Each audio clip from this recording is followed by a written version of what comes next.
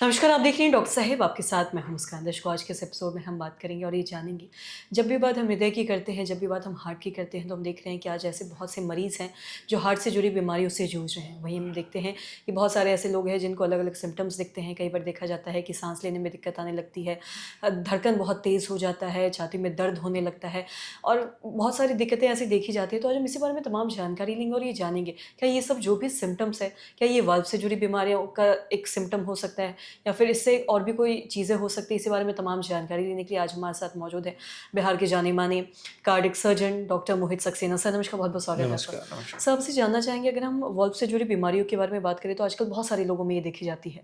लेकिन इसके सिम्पटम्स क्या हैं? क्या ऐसे लक्षण हैं जो देख के लोग समझ सकते हैं कि वाल्व से जुड़ी कोई प्रॉब्लम है?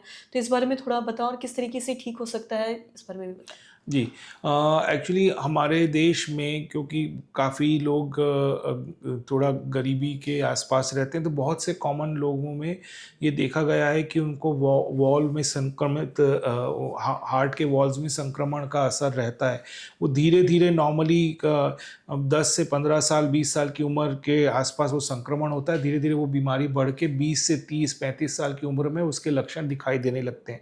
तो सबसे सामान्यतः जो लक्षण होते हैं उसमें नॉर्मल काम करने में मरीज को सांस चढ़ने लगता है, कुछ लोगों के पाँव में सूजन आने लगता है, रात को नींद से उठ जाते हैं सांस चढ़ने के कारण, सही से सो नहीं पाते हैं और कई बार हार्ट की धड़कन बहुत महसूस होने लगती है। तो इन लोगों को हमेशा ध्यान रखना चाहिए, हो सकता है कि इनका वॉल्व में खराबी हो। हार्ट में 4 वॉल्व होते हैं, सामान्यतः 2-3 वॉल्व में उसमें बीमारी ज़्यादा बढ़ जाती है। वॉल्व में 2 तरह से बीमारी होती है, या तो वॉल्व सिकुड़ जाता है तो ब्लड आगे नहीं बह पाता, या कई बार वॉल में लीकेज होता है तो वॉल्व उल्टी दिशा में जाने लगता है, ब्लड उल्टी दिशा में जाने लगता है, तो उसके कारण हार्ट पे लोड भी पड़ता है, सही से ब्लड ना जाने के कारण भी फेफड़े का दबाव पड़ता है और हमको सांस चढ़ता है। तो ये सामान्यतः हमको पता करना, ये बेसिकली बचपन के टाइम में हुआ एक इन्फेक्शन होता है, जो नॉर्मली सर्दी खांसी होती है, वो एक तरह का इन्फेक्शन होता है जो धीरे धीरे वॉल्व पे भी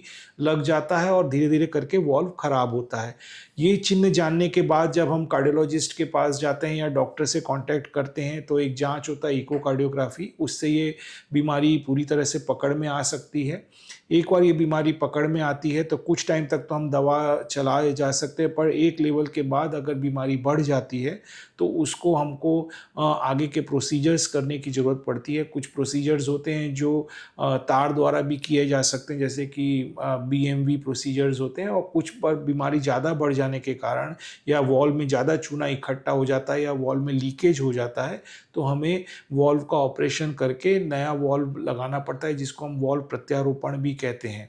तो कुछ लोगों में अगर एक वॉल्व का अगर ख़राब होता है तो एक वॉल्व बदला जाता है, अगर 2 वॉल्व होते तो साथ में 2 वॉल्व भी बदले जाते हैं। यंग लोगों में वॉल्व रिपेयर करने की भी प्रक्रिया की जाती है। तो ये अलग-अलग तरीके हैं जिससे इन ऐसी बीमारियों से हम लोग डील कर सकते हैं। पर ये करना ज़रूरी है, क्योंकि अगर उसको सही टाइम पे नहीं किया गया तो धीरे-धीरे हार्ट कमज़ोर होने लगता है और लेट में ऑपरेशन कराने से आपका ऑपरेशन का खतरा बढ़ जाता है और वो रिज़ल्ट जो आना चाहिए वैसा रिज़ल्ट भी हमको नहीं मिल पाता है। तो उसको टाइम पे कराना ज़रूरी है और सही से हमको एक बार डायग्नोज़ हो, सही डॉक्टर सर्जन, कार्डियोलॉजिस्ट के नॉलेज में रहे और उस हिसाब से हमको उनकी जो एडवाइस है उसको गंभीरता से लेना ज़रूरी है। जी, सर बहुत-बहुत शुक्रिया तमाम जानकारी देने के लिए। तो आशा करते हैं दर्शकों की जो तमाम जानकारी है आपके लाभदायक रही हो। तो आज के इस वीडियो में इतना ही। अगर आपने चैनल को सब्सक्राइब नहीं किया तो तुरंत कर लें, साथ ही हमारे फेसबुक पेज को लाइक करें। वीडियो देखने के लिए आपका धन्यवाद।